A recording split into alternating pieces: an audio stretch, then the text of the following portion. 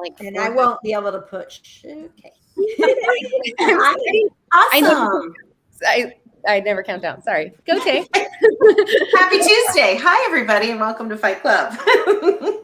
I gotta compose myself. It's always so chaotic when we go live sometimes, especially when it's not Michelle.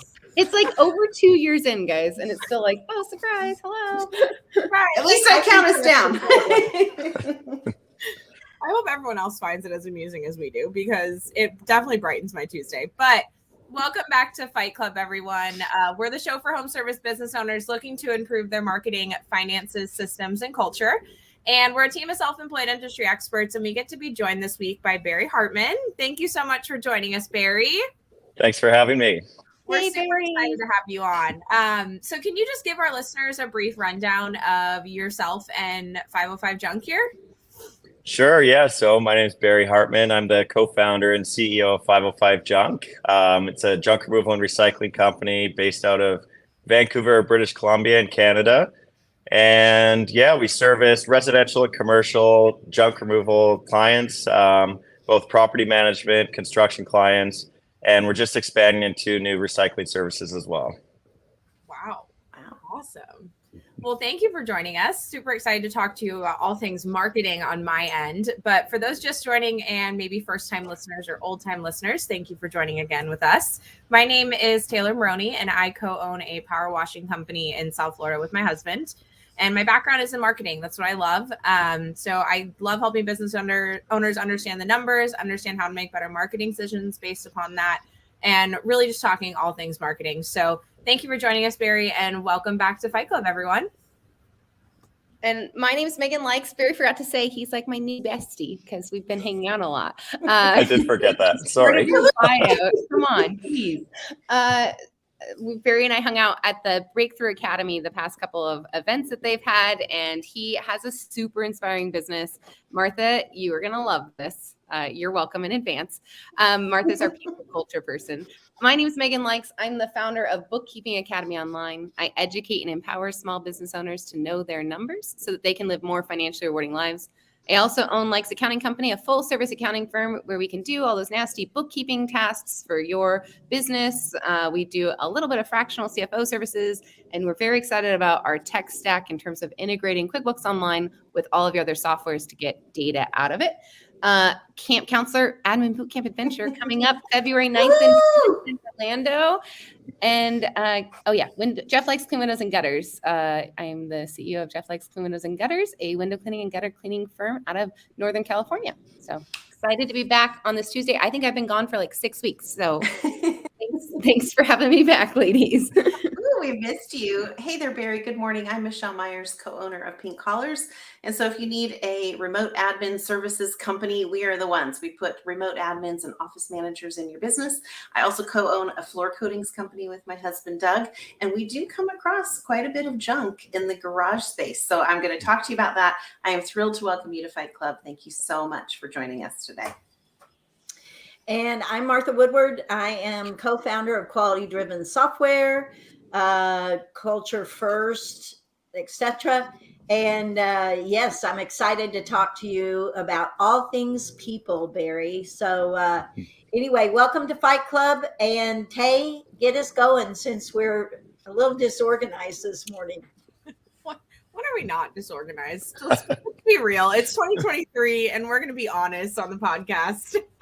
We're crazy sometimes, but we are organized, I promise. And Barry, I get to steal you first for some marketing. So you did briefly mention in your bio there that you are adding on a service based in recycling. It is that time of year where people are starting their marketing calendars. They're starting to, really dive into them and figure out, what their plan, if their plan's actually working this first part of the year, and also start to talk about future parts of that plan, which may be adding in new services. So that's what I want to kind of focus on with you today, if you don't mind, is really talk about this experience of adding on the new recycling service and kind of what struggles, what type of roadblocks have you run into, or has it been seamless? I mean, it can go either way sometimes, I know. I wish it was seamless.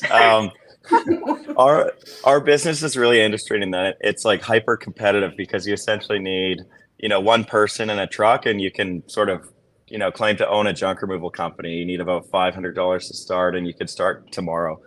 We've always sort of looked at ourselves as more of a marketing sort of company that happens to do junk removal, focusing on customer service. I like this. Yeah, so it's like we what got us going was like years ago, back in 2012, we used Groupons just to do like client acquisition. It was sort of like a lost leader strategy. And then as we wanted to start focusing a bit more on profits, we got into Google Ads, and then SEO sort of came next once the website started optimizing a bit more. But yeah, I think this time of year, like we do a lot of planning. Like Q4 was a lot of mapping out the year to see how much residential leads we were going to get, how much recurring revenue from the commercial business was going to come through, and just trying to figure out what the balance was. We're fortunate that the new services are actually multi-year contracts. So unfortunately on the marketing side, well, fortunately, but unfortunately on the marketing side, we won't actually have to do a ton. So it's just going to be more of a brand awareness play, sort of making sure that people are conscious of the recycling side of it, that it's sort of in line with our values. Absolutely. Okay. So I want to dive into that a little bit deeper, because a multi-year recurring service plan is not something we've talked about. I already can see Meaghan's eyes glowing over this, because she absolutely loves recurring revenue. So I want to talk about that side of the sales part of it, right? So I kind of cover both marketing and sales a little bit. So we're going to dip in slightly into the sales here. How did you set up these contracts for this multi-year recurring service? Because that's something, I mean, recurring service is something everyone's talking about, but I've yet to talk to someone that's doing multi-year. So how did you, one, get to that point and realize that you wanted to do multi-year, and then sell that product to your, potential buyers? Yeah, it was actually one of our relationships with a large not-for-profit that we've been working with for over 10 years now. Wow. And yeah, so they're currently subcontracting this service. It's going to be a donation pickup service, where we're picking up, donations from sort of steel bins, people's homes. So a little bit similar to the junk removal side, as far as logistics, but different in a sense that it's sort of it's sort of a guaranteed contract. The reason why we wanted to get into it was because it was, first of all, it was in line with the values. So we really wanted to make sure that we weren't sort of having a negative contribution to the landfill issue. And so this was allowing us to actually not just remove junk from people's home and do our best to recycle, but it's actually 100%, not even recyclable, but it actually has end use again. So people's clothing, books, anything reusable that doesn't need to be discarded will actually end up going through a thrift store and then back into people's homes. So the contract is less around the marketing to the homeowner, more around fulfilling the logistics of what's already in place for the not-for-profit. That's amazing. I literally was just going through some laundry yesterday when I was going through my loads, and I was like, this could get donated, that could get donated, and like, imagine having that person just come to your house. Like, this is incredible. I love this idea of recycling, reusing, being able to give back to the community as well through this whole marketing plan. And it is fitting with your values. So if you don't mind me asking, I'm sure people are wondering what your values are as a company, because I always love to hear how people correlate and make sure that they're staying in line with those values. So what are your company values? And that'll give us a little bit of a, inside look as to how this really fit in program wise for you guys. I was actually going to try and walk over to our wall here so you can see it. Yes. Awesome. I'm actually, I'm on my phone right now, so if it looks a little choppy, I apologize in advance, but it makes it more fun. And it's fun because now you can walk. Otherwise, if you walk, I can walk. You can see our fun office. There you go. Oh, it's empty. Wow. See, wow. Meaghan got me up too early and no one's here. This guy woke up at he left his house at 6:30 to be on the show. I'm super honored. So here they are in all their glory. We have growth, which is investing in the development of people, clients, and resources. We've got innovation, which is to relentlessly add value to our clients. Accountability is to be intentional about decisions, goals, and results. Excellence is providing outstanding customer experiences. And then integrity sort of sits on the top, which is building a reputation, our brand, by always choosing to do the right thing. I have literal goosebumps. That's why I pulled my sleeve up. My hair is standing on edge. Absolutely love that it's big. It's in the office. Anyone can see this. This is so important. We talk about core values. We talk about these things all the time. You got to have them. They're a thing you got to do, this, that, and the other. But people don't actually implement them. They don't give them to their employees to see on a day-to-day basis. Barry just showed us, literally walking through his office where all of his employees work, they can constantly see these core values. And when they bring ideas or start to formulate ideas on the marketing side of things, they can really make sure it does align with those core values because they're smack dab in their face and there's no reason not to see them.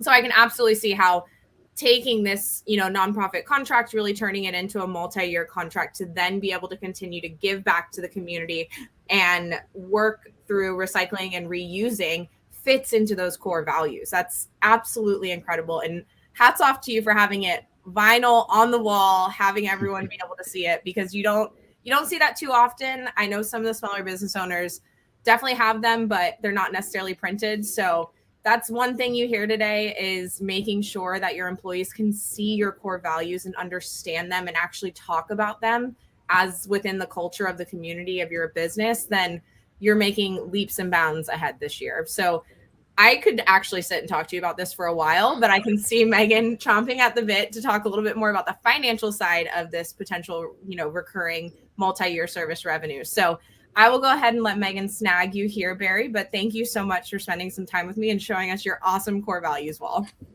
Thank you. No commentary about the brand, Tay, huh? That green. It was like it's a great green. I do love the green. I mean, the fact that he has the vinyl on the wall, like you don't see that often. I'm like mind blown that there are, I know there's companies out there that do it, but the green is amazing. I will give you credit on the green. I love the green, but I love even more that your core values are printed on your wall and your employees can see them all the time, because that is 5 stars all the time. Well, and I feel like just a quick little glimpse through your Facebook page or through your company website, like you're living your core values, right? Like all of your people are living your core values, and you just seem to have this culture of giving back. So in my section, I can never decide. So you get to choose. This is like a menu of what you want to talk about. and I'm going to, like, these are all fun things. So we could talk about giving back, because I feel like that's super inspiring part of your story. Like it's just covered in all of your social media for Facebook, lots of giving back. So I read a couple articles about you. I remember I told you I stalked you after I met you. Barry was a professional snowboarder, guys, for early on his career, like legit professional. And Jeff watched many Barry YouTube videos, which I found awesome. So we could talk about your startup story. Like, how did this start? I think it's a pretty cool origin story. So that's option number 2. You are a good planner. Like you had your Q1 marketing dialed in by Q4. So we could talk about kind of like, what does that look like? What are you talking about right now with your team? Or we could talk about financial freedom, because you're about to I just hung out with you in Cancun. Now you're about to ditch your company for 4 weeks, 6 weeks. In my head, it was 6 months, because you're going to, Barry's getting married, guys. He's getting married. So exciting. I can't wait to meet your fiance, soon to be wife. So yeah, which of those sounds most exciting to you? Like financial freedom, giving back, startup story, or how you plan and execute on your plan? All of them? I don't know. They all sound great. I could make this startup story quick, just to sort of share it, and then we can move into the other, maybe 2 more relevant topics. I would love that. Okay. I never really got injured snowboarding, but in December 28th, 2010, I broke my ankle playing soccer while visiting family, and that's how I retired from snowboarding. But snowboarding was really fun. I learned a lot about the branding and marketing side, and I actually loved snowboarding so much that to a point where it got too businessy. That's why I kind of ultimately decided to move away from it, just because I started snowboarding more out of the passion of going snowboarding.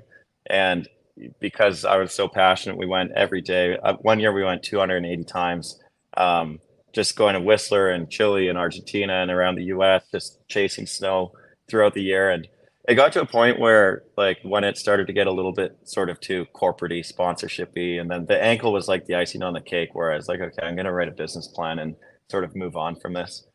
But yeah, it was a lot of fun. and it still is fun. Yeah. And so you like, I love that because I think, oh, did you hear, this is a small shout out to Jason Hoke. He was like a professional musician and he like gave this whole talk about the business of music. And I think Barry could give a whole talk on the business of snowboarding. Like these are businessmen, like very natural entrepreneurs who like took it to passions that most people like dream of, but don't actually make money at. So I think Barry did quite well in his snowboarding career, just like Jason did in his music career. And I find that fascinating how when you decide, okay, I want to leave that as a passion, I don't want to do this work, we need to do something. Because how old were you when you retired from snowboarding? You retired from your first career at 22, 21. Yeah. And like, 22. so then what, right? Like what comes next? And so, yeah, it sounds like you have, do you have one business partner or two? I have a co-founder who started the company, and our head of operations, Alex, has been with us as long as the company started. He was our first employee 6 months in. So he's on an equity plan to own up to 20% over the next, it started 5 years ago, the contract, but he's on pace to own it in the next 2 years. So I have three great business partners. I cannot wait to talk to you about that offline. We're not going to hijack this whole thing for that. But fun fact that Barry told me was that all three business partners are going to be gone for 6 weeks. Like ish. Is that true? Yeah, that's right. Yeah. One's on paternity leave for 6 weeks. Scott, my best man, is coming to my wedding. So he's going to Thailand for 2 and then Australia for 2. And then my fiance and I are going to Australia and Bali for the next 6 weeks next Friday. So let's go into financial freedom because I feel like, so I'm in Las Vegas right now and I'm giving a talk today. I'm giving 3 talks today. This is like a very weird day. I talked today on goal setting. And we're going to talk about like, what are we chasing? Because Barry and I just got to hear from John Morello, and he had this really profound comment that I heard, which was, are your incentives for your team aligned with what your goal is as the owner? And I realized like we have to get clear on what our goal is. And if the goal is financial freedom, one of my talks today is a book club on the psychology of money. And this is a very fascinating book because it talks about like, what does financial freedom mean to you? And how do we not have life creep? How do we not have lifestyle creep? So can you talk a little bit about how 505 Junk has prioritized being able to travel, like investing in people, like, providing for your families? Can you give us a little rundown about that? How have you accomplished that? Like, how does the top 3 people in a company all go away for 6 weeks at the same time? Yeah, it's an interesting question. I feel like it's different for everyone, but we've always sort of lived by this quote, like you don't want to work for the business, you want the business to work for you. And I think it takes time to be able to do that. You can't start a business and in 6 months expect it to be on autopilot and work for you tomorrow or next year, or even in 3 or 5 years, maybe 5, but it depends on how well you can sort of structure a business in that way. And, we've been going at it for about 12 years now. We've got an amazing team of about 45 people now, but it's still, and we've got great retention. So we've just been really focusing on training people every single year, promoting internally. That's always been sort of a policy of ours is when possible, promote internally. And just, even if they're not ready for the role yet, if they're the right person, and they're in the right seat, we feel like we can just train them up either in-house or externally through, like bookkeeping training programs or administration training programs, or we just did a course in BrainStation for our digital marketer. And now he, in 6 quick months, is an expert in Google Ads, whereas we were working with a consultant before that. So yeah, I think investing in that not early on, but just continuously has allowed us to step away as the sort of heads of the divisions of the company. So the head of sales, head of operations, and whatever my role is, sort of the head of all divisions.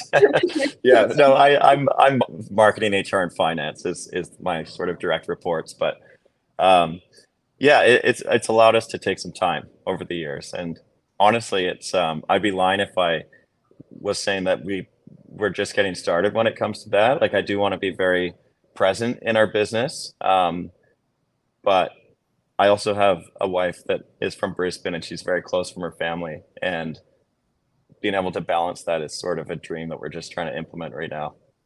I feel like that was the thing that attracted to me to you at first. Is like when you think about people in business, there's this lifestyle of grinding it out, right? There's this lifestyle of like the 4 a.m. wake ups and working till midnight. And I felt like you and some of the other people in BTA were like, no. Like, I have this whole big life outside of work.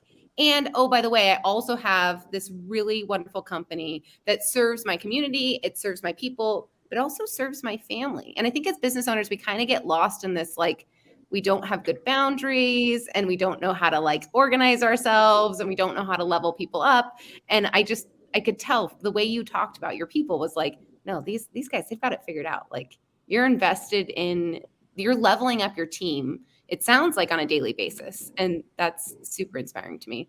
And you're prioritizing your family, which I feel like is, to me, like when I look at businesses I want to emulate, I'm like, yeah, like the family is what matters, right? Like, and we can call our people our family, but I love that. Yeah.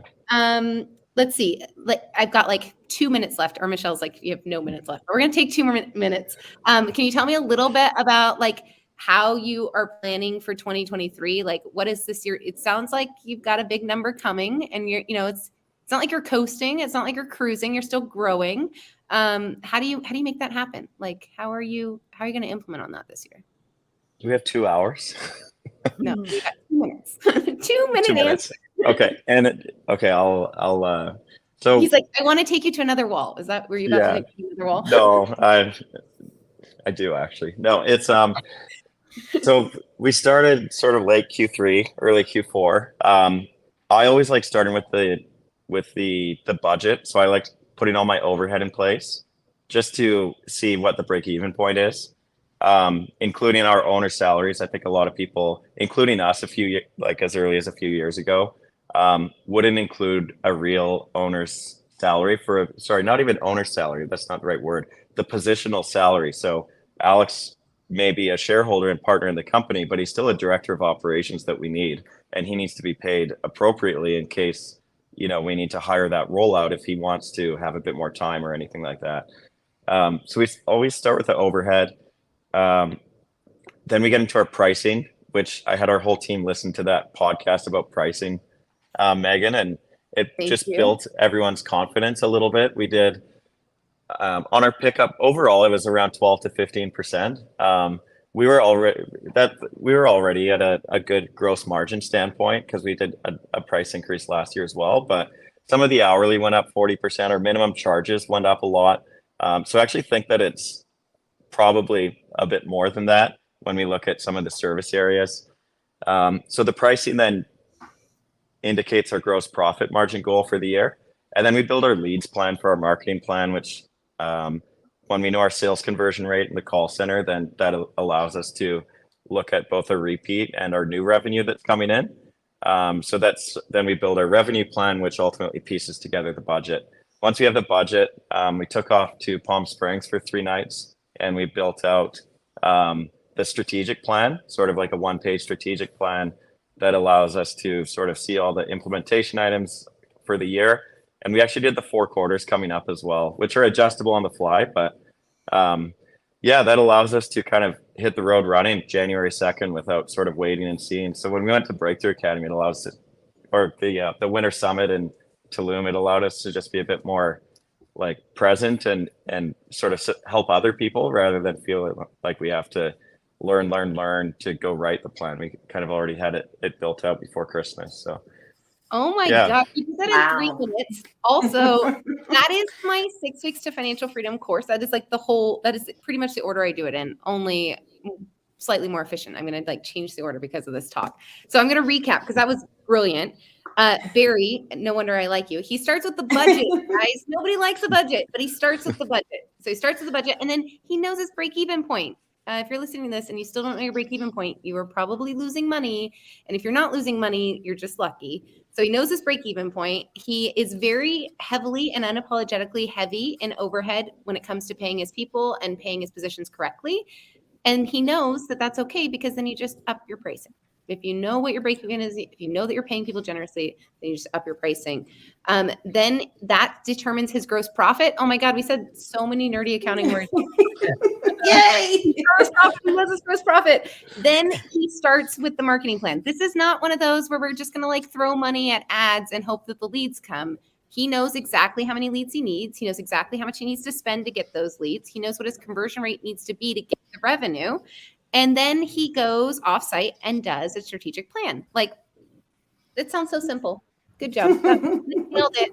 Very proud to be your friend. That's really good. I'm just gonna pass you to Michelle, like with that mic drop, Barry. That was fantastic. Oh, Sounds good. it's so good, because right now, Barry, I have my entire leadership team are all in airplanes right now, and they are flying so that we can do our annual meeting. So I am like living, breathing, and doing this thing.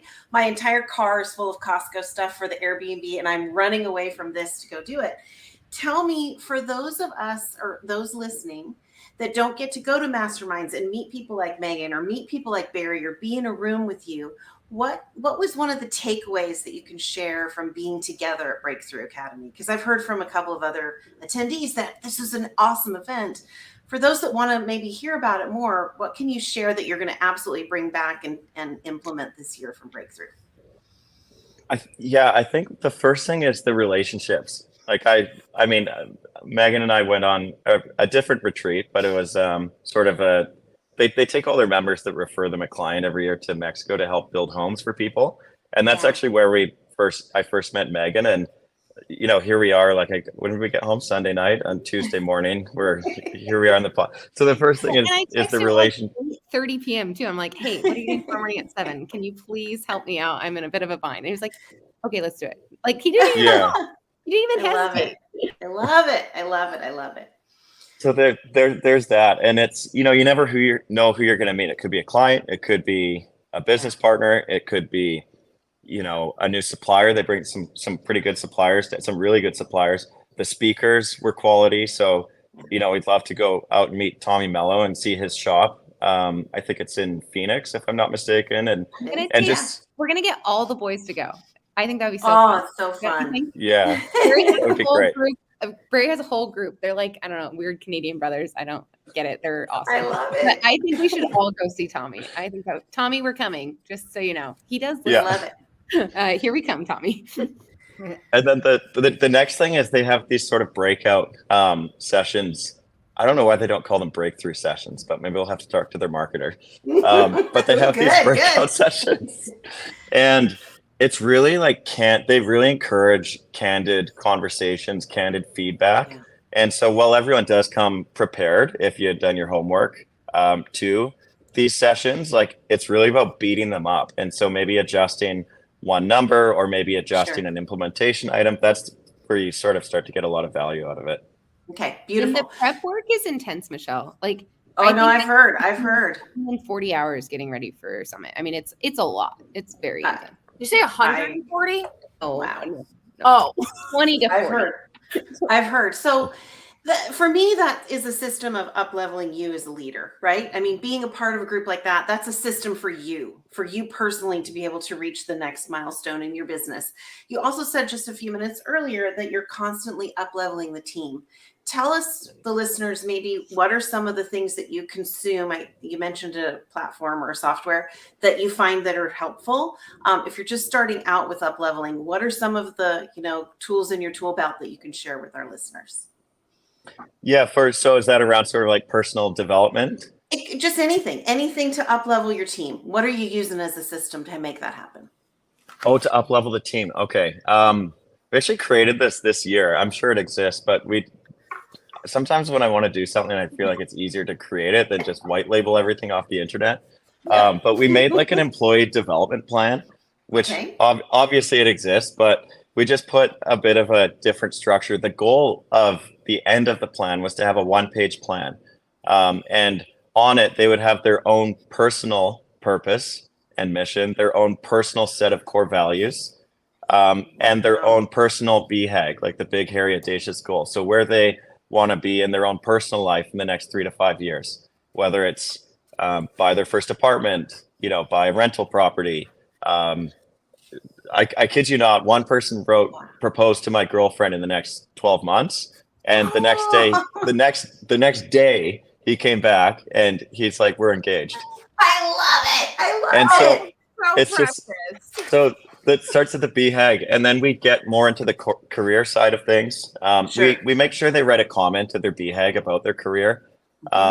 just to make sure that their career is in line to support them financially to reach their personal goals. Because if they write, well, I want to keep the same job for the next 5 years, there's nothing wrong with that. You'll get raises for doing better. But if it's not in line with where they want to be as far as from a financial perspective, then there's a disconnect. We'd have to coach them to maybe think a bit bigger.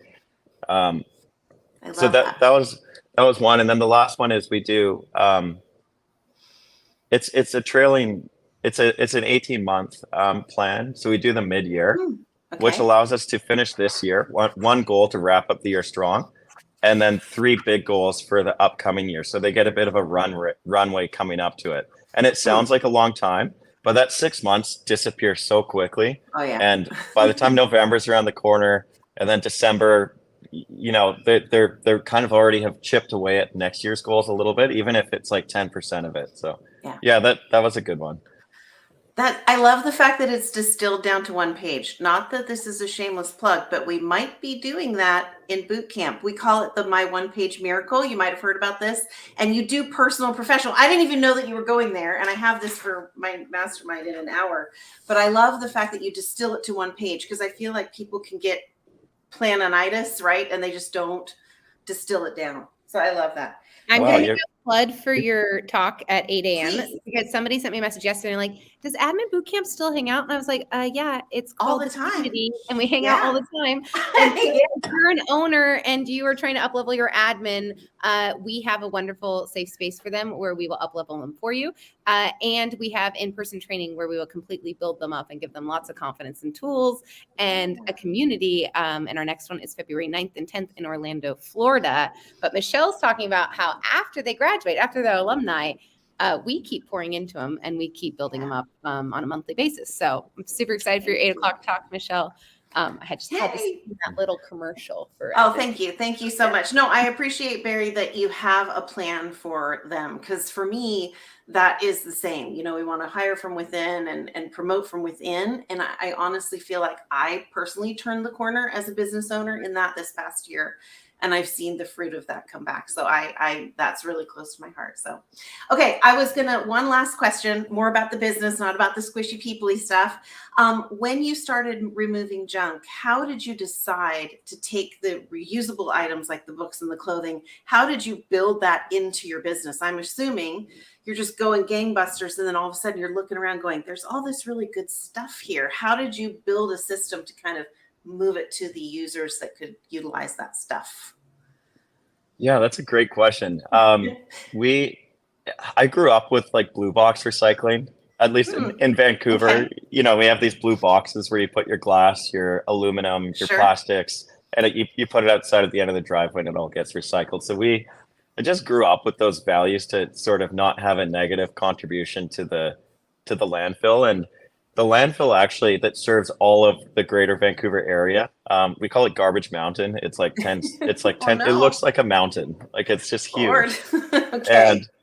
And they're actually in every city across the world. And Vancouver is actually known for being pretty good at recycling.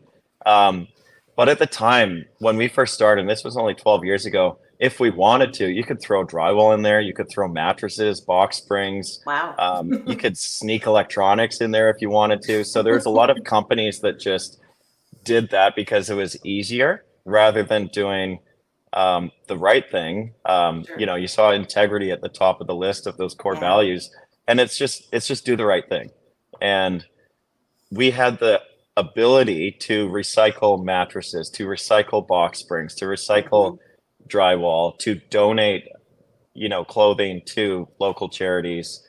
And so we've always just done it. And we probably haven't even done a great job marketing it because we just do it. And over the years, we've gotten better at it. And that's probably a good opportunity to sort of spread the word a little bit more. But yeah, it's just built into our systems. It's like in our SOPs to just recycle. It's so good because that was the first thing I heard. I don't know, and I know a few junk folks around in our area. I don't know anybody that does that next step. And so that was the first thing I heard. So yeah, I would encourage you to market that stuff for sure. Okay, I'm going to pass you off to Martha. Thank you so much, Barry. It was lovely. Thanks, Michelle.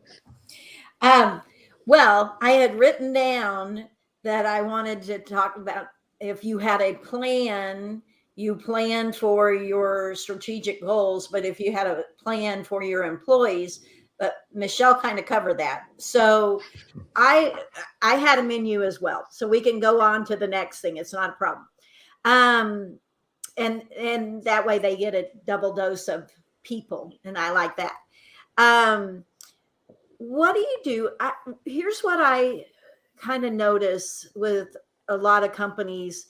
They do lots of incentives, lots of pay for performance kind of things, which I love, but they don't think about kind of filling the employee's cup. Like they don't, it's really more monetary and not enough recognition and acknowledgement and really building the self-esteem and kind of, I mean, you talked about as far as their personal plan, their personal goals, that's definitely filling their cup.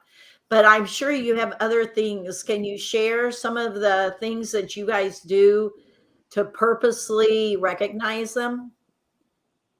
Yeah, that's a good point, because we stopped at annual for the one-page plan.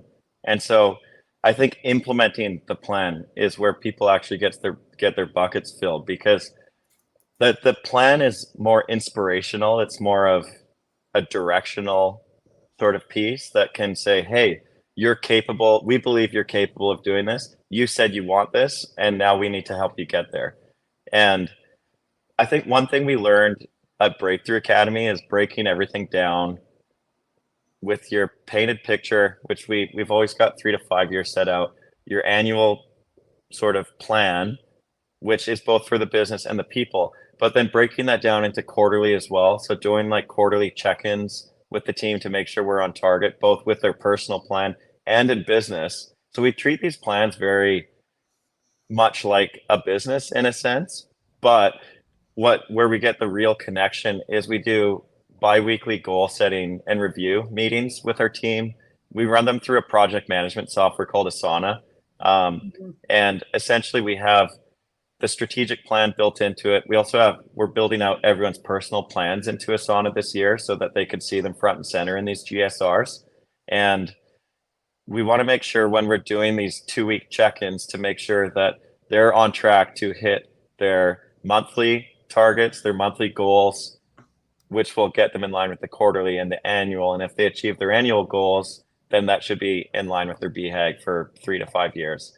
And then it sounds very systematic and robotic. So there is a section to which has its pros and cons. The pros are that it's a very dialed in process. There would be cons if we forgot to ask great questions like, how are you feeling? Mm-hmm. Just that in itself. And if they say good, we don't really accept that. Like, it's like, do you feel great? Do you feel mediocre? Do you feel sad? Do you feel embarrassed? Do you feel like you are frustrated? And when they build the relationship enough with the manager to actually share how they're feeling, then we can sort of talk about it. And that's where we get that human connection side of it. Mm-hmm. Yeah. And, so in the people that I work with, we definitely talk about doing some of the things you're talking about.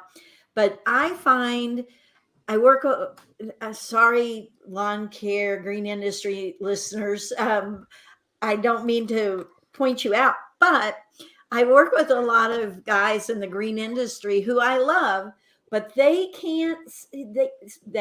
some of them can't seem to get past being too personal. That feels like it's crossing a line to them and getting too personal. So what advice would you have for them? I mean, I know how I feel about it. Barry's Canadian, just as a reminder. I just feel like the Canadians talk about feelings a lot better. So maybe we should send like the green care up north. We've got some Canadian green care guys. No, I'm just kidding.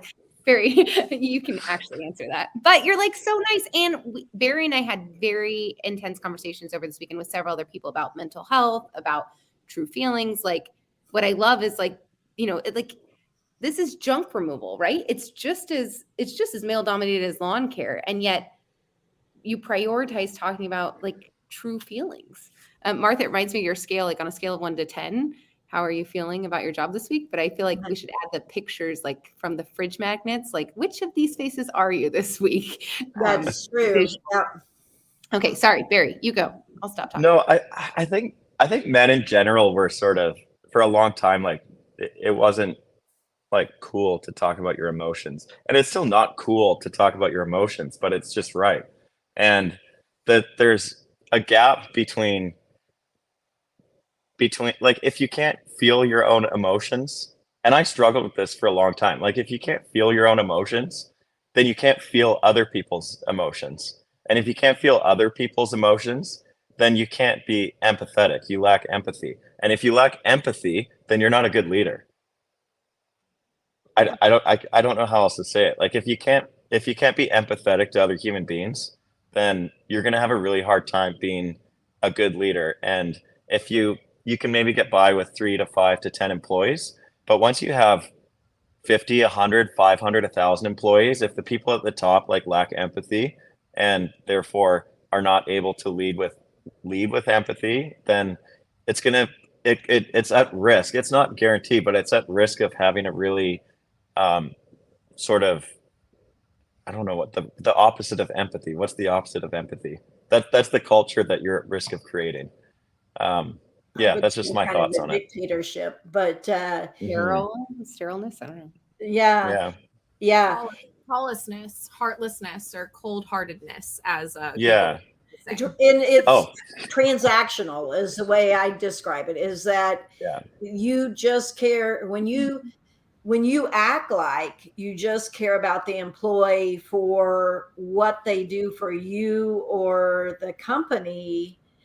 That's very transactional and there's no relationship there. Yeah. And relationship in business does not mean those are the people that you hang out with day in, day out, but you have a relationship in that you're invested in them and you care about their success as well. You can't just care about your success. Yeah. And when your team's successful, I mean, guess what happens? Yeah. It's kind of a no-brainer. So there is that side. You don't need to avoid the fact that if you run a company with 300 people and all 300 of them are successful, like there's a very small chance that you're going to be unsuccessful. If you're the only person that's successful and you have high turnover because you don't pay your people well enough or you don't have a good culture, it's still possible that you can generate profit, but it might be a bit meaningless and it's probably not sustainable. Yeah. Well, darn it, Meaghan, you're right. Meaghan said before she texted me and she goes, "You're going to want to have him in New Orleans." And I'm like, remind me, we're full. We're full. Next year, Barry, you're going to get an invitation from Martha Woodward to come speak at her culture conference. But this year she's full, so she cannot invite you, even though she really wants to, because you're amazingly inspiring and you've really got this. So Martha says she builds happier workplaces, and it sounds like you've built a happy workplace, but you're not complacent in that. Like, that you have to keep iterating and you have to keep changing and you have to keep investing in them. And I feel like as you are gone for 6 weeks, right? Like you have to work even harder at that. There's this vortex of energy when we leave as leaders that we want to leave them, empowered and energized. And so I don't know. I'm proud to know you. And Martha, I will let you extend that invitation, but you're full for this year. And this is the plug. I know, but I thought of an angle. Oh gosh. I'll talk to you about it off. All right. We'll talk offline, but I thought of but first, we're going to ask for love it. Quality-driven conference, not just for quality-driven users. If you want to learn how to build a happier workplace, if you want to build a culture of excellence, we're going to be in New Orleans this year, and it's for my birthday, so I'm asking everybody to come as attendees. There you go. For my birthday, May 9th through 14th. And we're having a masquerade ball, which I'm very excited about. That's my birthday. Funny that Lee chimed in because my scheme does involve you, Lee. So there you go. Uh-oh, here we go. Wait, okay, this is going off the rails, but I have to brag on now my two. So, like, my new favorite friend and my smartest friend. So we were all in Cancun together, and John Warlow, you guys know, my fangirl crush, like my like awful crush, was on the stage, and he's talking about recurring revenue, and it was the best keynote I have ever heard. So if you are an event organizer, you should save your money to get John Warlow. I'm just anybody listening. He was incredible, and it was right before strategic planning. And he called out two companies, a room of 400 companies. He calls out two companies during that talk. One is your one-day floor, Lee Baker, which I kind of knew that John and Lee had hung out. The other was 505 Junk, Barry Hartman. And I was like, I just made best friends with him, like my two smartest friends in the same room. Yay. Even John Warlow thinks so. Really randomly fun fact, Lee Baker left Cancun and is in Vegas with me. Like we're just like doing the circuit all month this month. The birthday invite got him. That's right, Lee. And I can find you a fantastic masquerade costume. Don't worry. Love it. All right. I cannot picture the Crispy Boys in New Orleans. I cannot picture that. That sounds terrifying. It actually was one of the options for the stag, but we landed on Scottsdale, fortunately. Well done. Well done. Too bad you didn't know Tommy before your stag. Oh, that's all right. Next we'll time. be back. We'll be back. Okay, I guess we can get back to business and wrap this up. But it's been fun, Barry. Thanks for joining us, especially last minute. Thanks for having me. I really enjoyed speaking to everyone. Yeah. Awesome. We'll have to do this we're not again. letting you run yet because we got to do some homework. That's what makes us different. That's what really allows the podcast to hold our listeners accountable to what they're listening to each week. So, Barry, you're more than welcome to give some homework towards the end. We'll let you go last. But for marketing homework, I think I said it 15 times. I absolutely love that Barry has his core values on his wall. It's such a simple thing. But you can hear, integrity is just pouring out of Barry when he's speaking with you guys today. And it's because he's very intentional about his core values and knows that's one of his main ones for the company, and his team knows it as well. So if you don't have core values, I would like you to start them and get them started this week and have it ready for next week. It's absolutely something you can accomplish in a week. Just really spend some intentional time. If it's, you and your business partner or you yourself doing some deep soul searching, figuring out what that business means to you and what those core values are for the business. If you do have them and they're just kind of sitting on a PDF on your computer and just hang out there all the time, I want you to find a local printing company. Maybe it's a mom and pop shop. Maybe it's someone not a big box store. So that way we can support local business, and go ahead and get those printed. Get them printed in vinyl. Get them on a wall so that way our employees see them every day and talk about them. So if you don't have them, I'd like you to start. If you do have them, print those bad boys off and get them on a wall and start talking about them. Ooh, good homework, Tay. I like it. Okay, it's been a while. I've been gone, but this is a reminder that what makes us different is we don't want you to consume this content. This is not just to inspire you. We want you to take action. And if you implement one thing you hear on this podcast every single week, your business will be better at the end of the year. So we also know that we're entrepreneurs, and we're going to be like Barry, and we're like, I like all of them. Let's do them all. You cannot do them all. We are saying do one. And after you do one, if you want to do the next one, you can. But choose the top of the 4 or 5 homework pieces we're giving you and implement it on this week. I get really on my soapbox about that because I feel like we're all investing in you, listeners, and we want you to get something out of it. And the only way you will is by taking action. So for your financial homework this week, I'm going to challenge you to paint your picture. So while I was sitting with Barry this week, he actually pulled out his phone. He's like, I have to update my painted picture. Hang on just a sec. And I was like, whoa, that's like BTA speak. I think only the BTAers know about the painted picture. But the idea is, what is your vision? Like, you as the leader, you as the visionary, what is your goal? Where are you headed? What does 5 years look like? What does the future look like?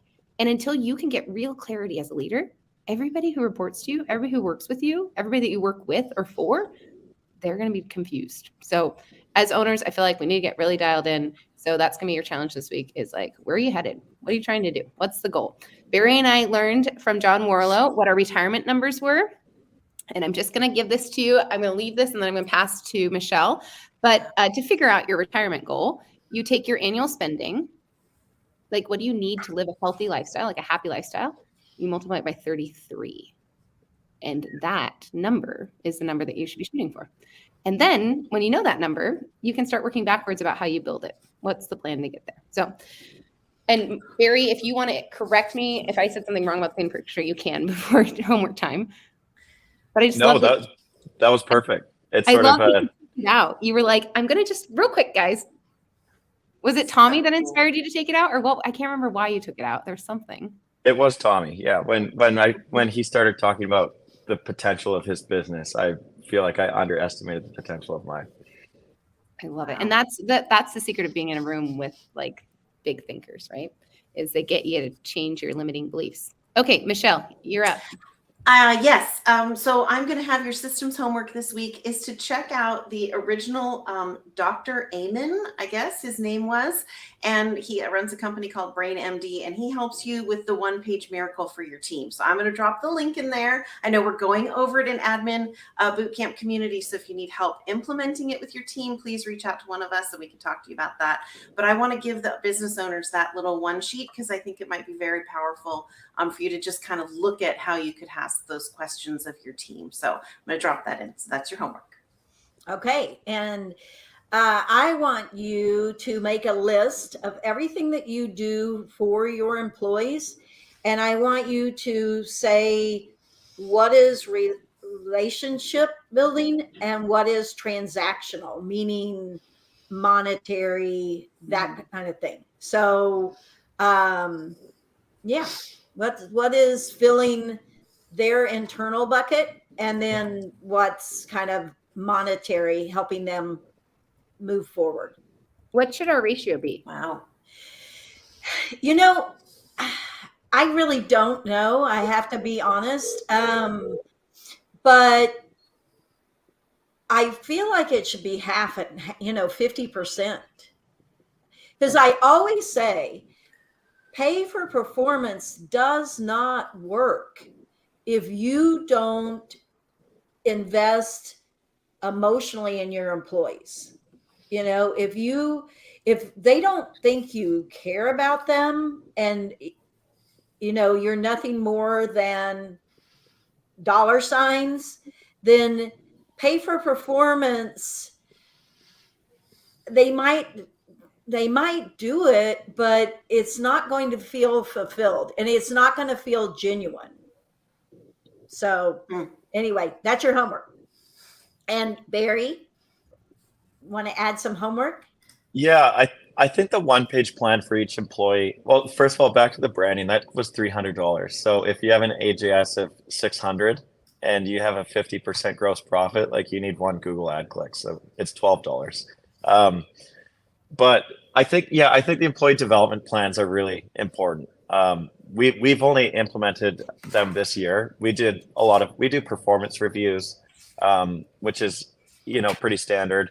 But I think implementing those, the people plans is what really, like, there's like a new energy in the office, and people just, people.